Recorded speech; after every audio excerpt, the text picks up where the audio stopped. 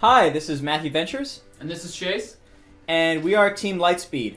Today we're going to be walking through a basic overview of our game, LightSpeed, in the Unity editor. This game is a multi-platform game, so we've designed it for the phone, mobile on Android and iOS, but we can also play it in the editor, and that's where we are now. So we're going to walk through just basically an overview of our game. Before we jump into the game, we want to talk about our goals. So the big goal for me was taking on networking. I had never built a network game before. Though I had experience in Unity, I decided that this would be an awesome project to sort of stretch that skill and try and create a network game.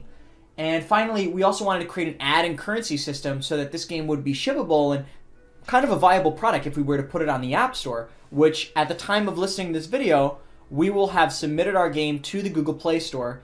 And hopefully you'll be able to download it. So we're really excited about that. We'll send you a link. So I'm Chase. I basically wanted to learn more about Unity. I used it a little bit, but I really wanted to build almost a full-scale game. I wanted to try to learn a little bit of every aspect of building a game that is actually deployable. So this included me learning how to do 3D modeling. So I created some of the assets on Google Blocks, and also learning how to do dynamic elements like animations of exploding asteroids, building simple AI for the AI players, enemies that you play against, and then just helping wherever I needed, and also UI and different elements like that. So I kind of wanted to get a holistic approach to creating a full-scale game. This is the garage scene. It's the scene that the player starts off in, and it's where they can customize their ship. So they can earn credits by watching ads. So if you push the plus button here, an ad will show up when you're in the mobile, and that will earn some credits for you. So now I'll go into the customize section, and I can choose different hull types to unlock. So now I can add a weapon, for example. I'll throw on a cannon, and that can be used in-game to shoot projectiles at other players. Additionally, we have thrusters and armor. The last thing to note on this scene is that we have gyro support. So if we're on mobile, we want to push that and we'll be able to move the phone around live. Hopefully I can cut in some footage now of that.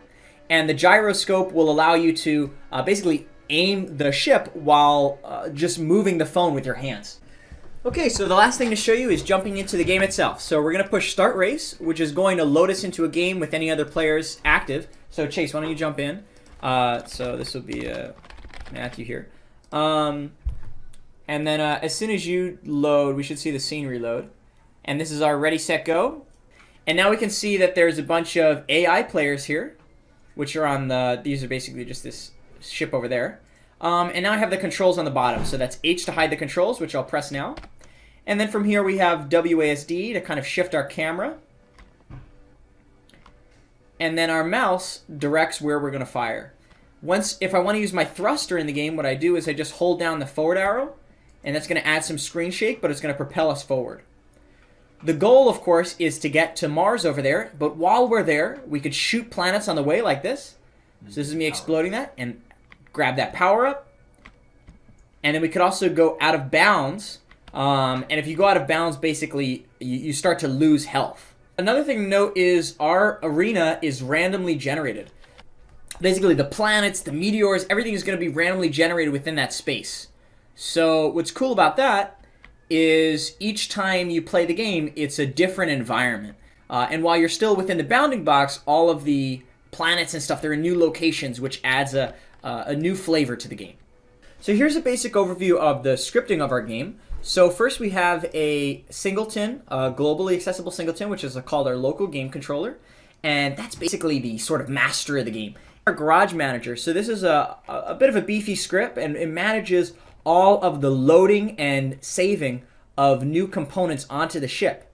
However, we also serialize all of the player data, and that's done in our data manager. Okay, so here is the data manager script. So here's basically the manager, which will cover all of the loading and saving to file. It's saved local to the player's computer, basically how much progress they've done.